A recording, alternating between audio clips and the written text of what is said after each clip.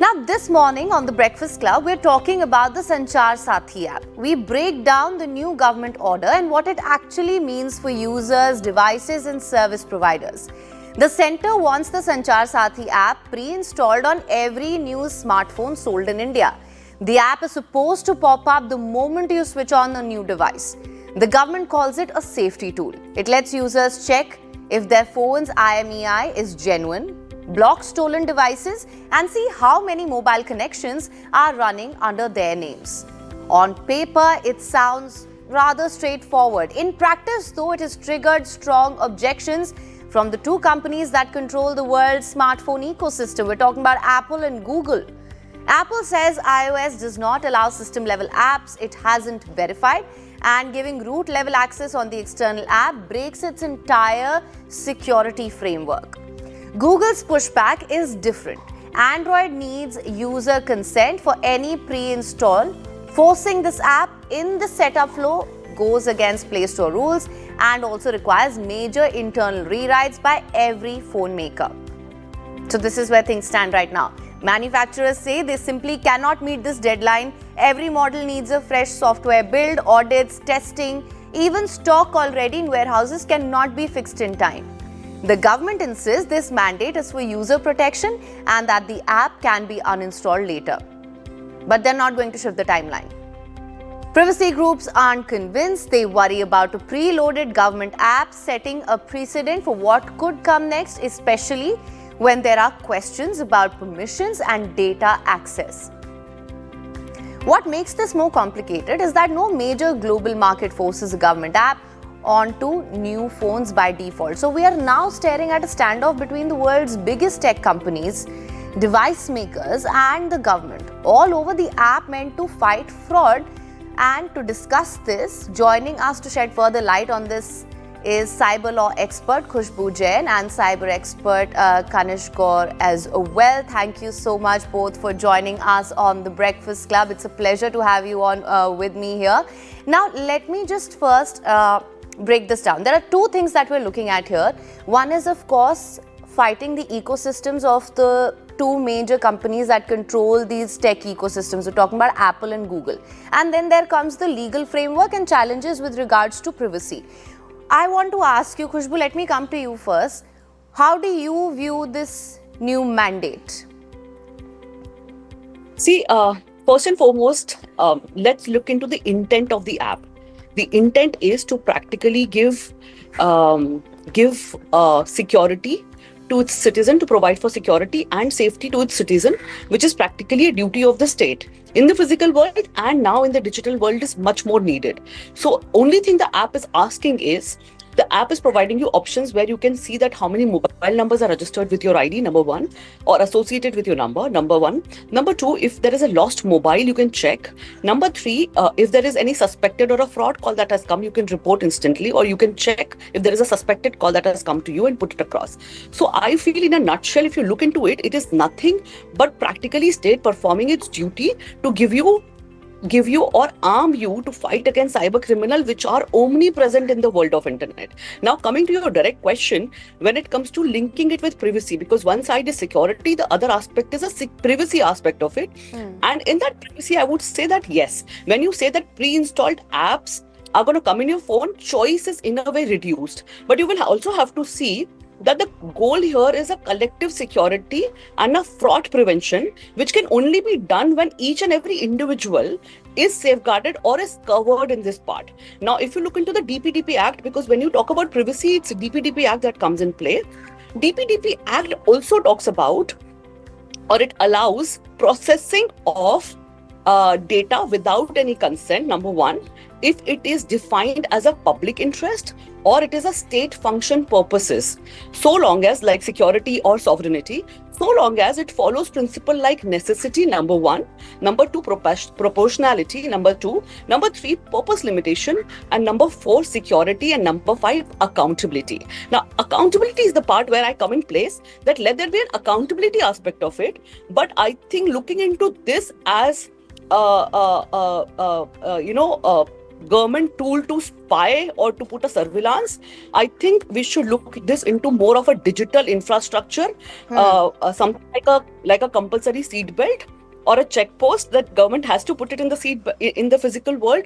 Same way, this is something which is a public interest goal, and we should not negate our government on that. Rather, we should focus on transparency and accountability aspect of it, which I feel private entity, public entity, everybody should be there, so that in the future there is no aspect of surveillance into it. But right now, if you download the app, I have downloaded it myself. There is no way that this app has an access to your camera, or it has an access to your gallery, or it has an access to your phone book. All right. Only thing it says is, if I upload a complaint, let's say I put my number and I register myself, the information that I provide myself over there, let's say a fraud related information if I provide, that's something they're going to have an access to. But it's not a backdoor entry or a CPIN where you check, you yourself can check in your settings, All right, that privacy settings of your phone, that this, how many apps have an access to my camera, number one, how many apps have an access to my phone book. You will see after downloading the app that these apps, Sanchar Saathi app particularly doesn't have access to any of these things. I have even tried to check my phone number, still there is no access.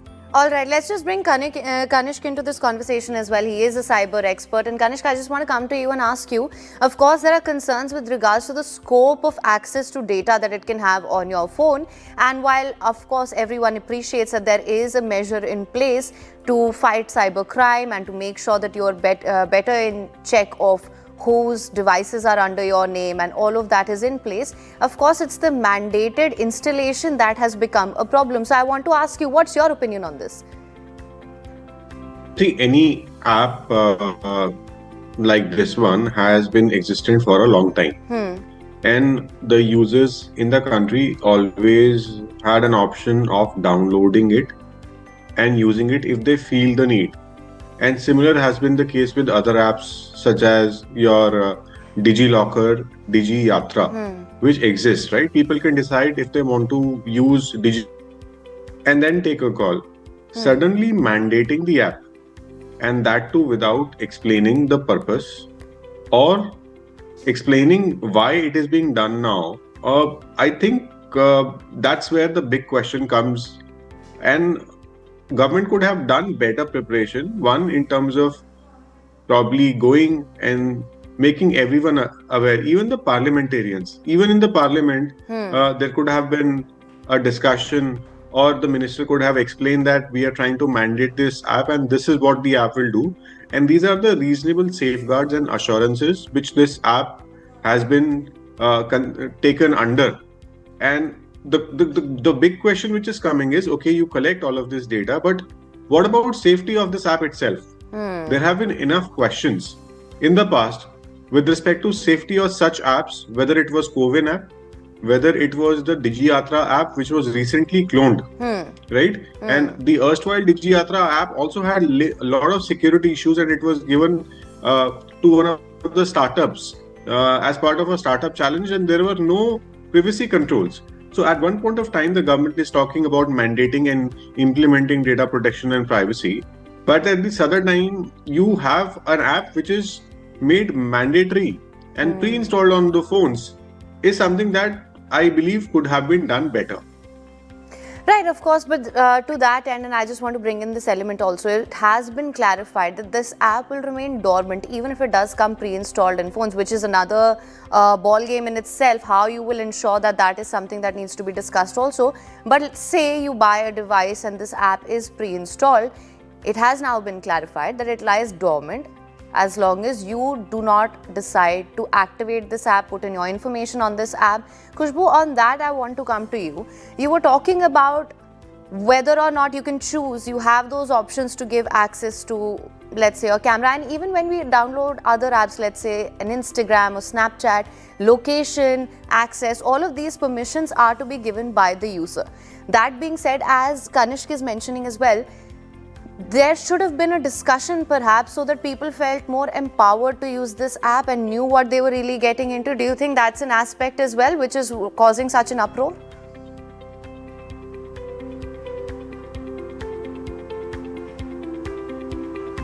So, okay, let's understand the part that every step government has to take when it comes to performing its duty, when it comes to safeguarding its citizens, when it comes to security, doesn't have to go through every time an opinion from public to put it across. It's not curtailing with your rights, a fundamental right which is provided.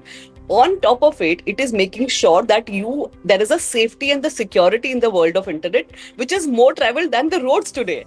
So I would say that yes, in a very high thoughts, we can say that yeah, I should have been given an option to decide, to be discussed that you're going to do this, but you have to see choice is still lying with you. When the app comes, whether you want to exercise that right of knowing how many phone numbers are SIM cards are issued on attached with my number, or to report a stolen mobile, or to unblock the stolen mobile after you have reported, is still lying with you. But the problem is citizens need to be empowered. This is more considered to be a preemptive step, because whatever we talk about 1930 cybercrime.gov.in, or going to your nearest police station when a crime happens, is something which is after the crime has happened. This step is practically a preemptive step, so that government can look into it, that the way numbers are staggering number are there when it comes to cybercrime, which are reported. There are so many which are unreported. To fight with that, this was required.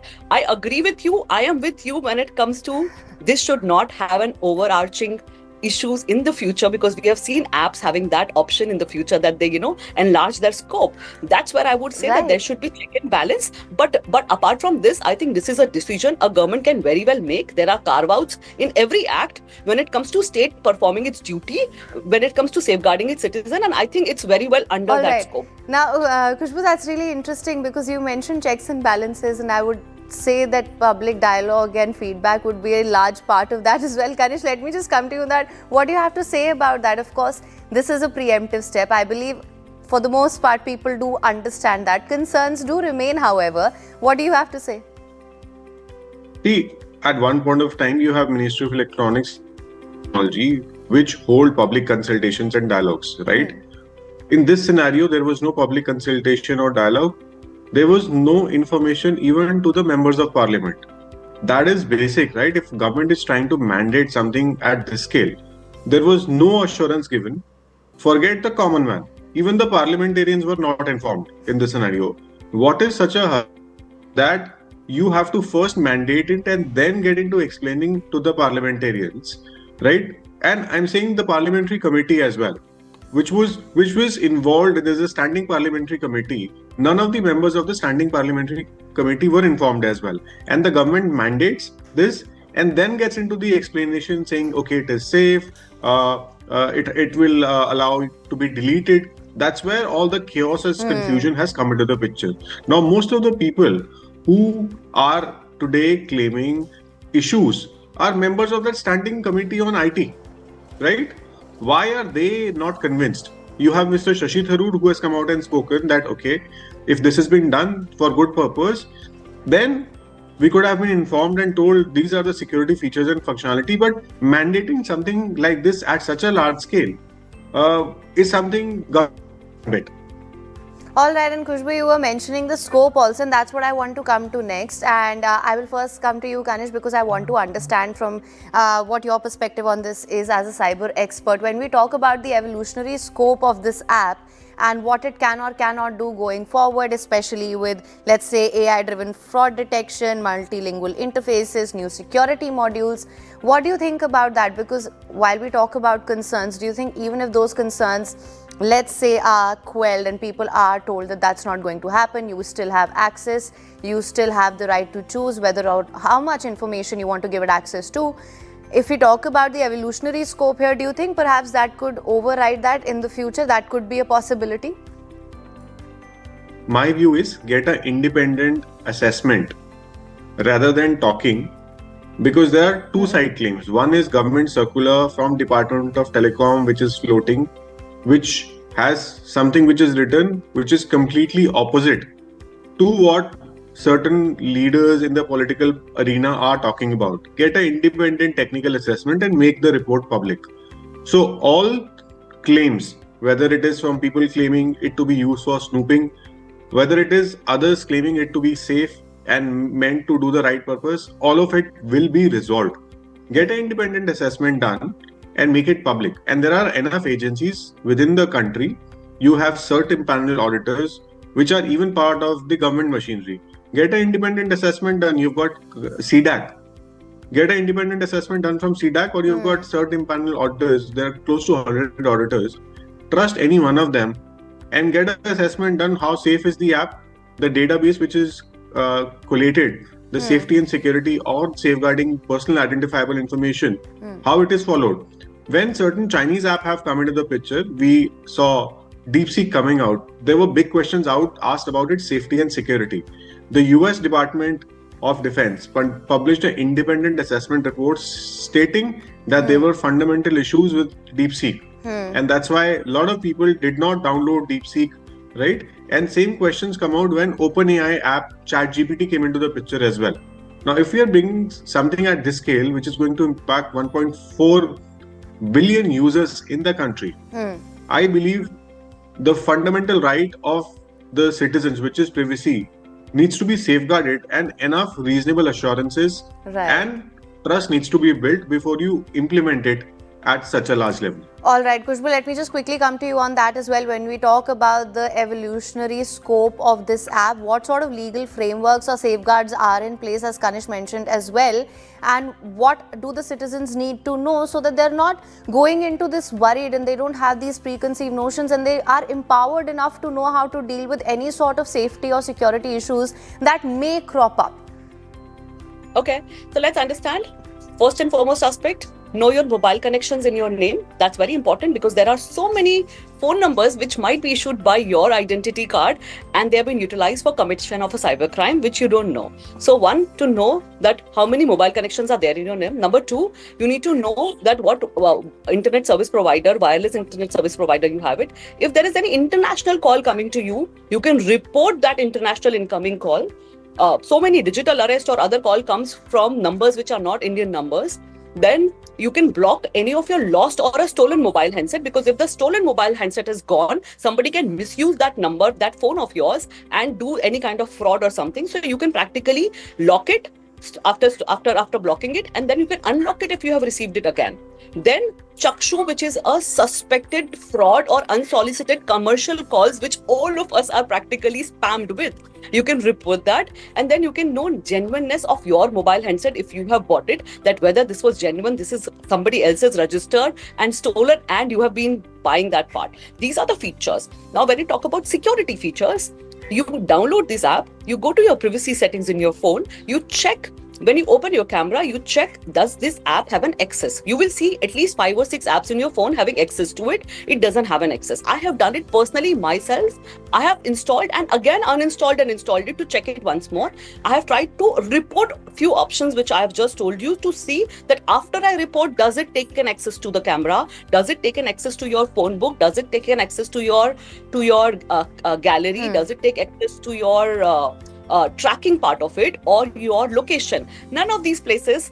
The Sanchar Saathi app, which I have downloaded, has an access to it. On top of it, Truecaller has it. On top of it, other apps that you utilize it have access to all these things where you can still choose not to provide or to provide. But this app option is not even coming over there.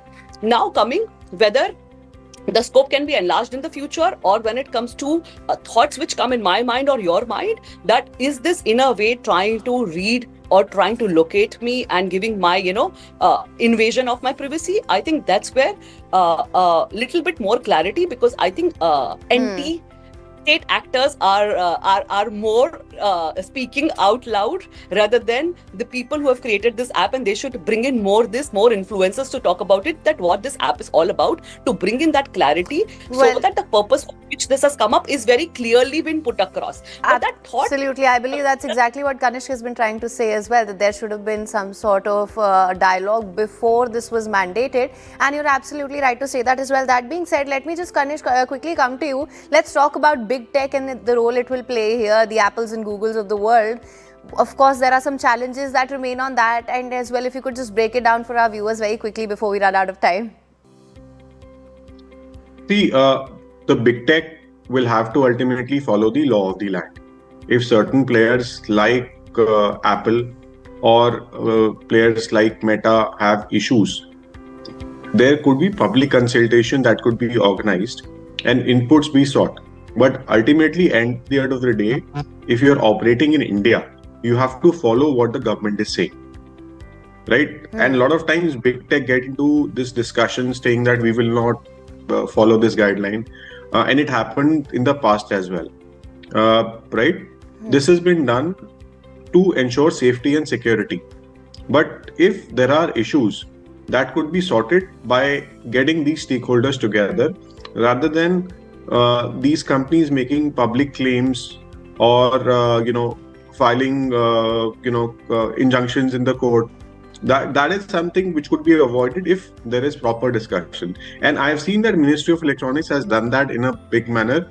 We took good 9 years for our data protection bill, but every stakeholder was got into the room, right, by Ashwini Vaishnav, and they were given clear explanations on how they want to build it out. A lot of people were unhappy as well as people who were initially involved, but through a public dialogue consultation, everyone was taken into the discussion. Today, what is happening, because you have not done a public consultation, you have not informed the big tech, the big tech is coming against you. And then you have these narratives which float out, right? All of this could have been avoided. All right. Right? All of this. All right. Of course. Now, Kanishk and Khushbu, thank you so much for joining us. It's been a great discussion. Hopefully, our viewers are leaving this show more empowered. They know what they're getting into, and hopefully, we've helped quell some of their fears and concerns with regards to this as well. And of course, it remains to be seen how this app fits into the larger scope of a more citizen-centric digital infrastructure in India. Thank you so much for joining me on The Breakfast Club this morning.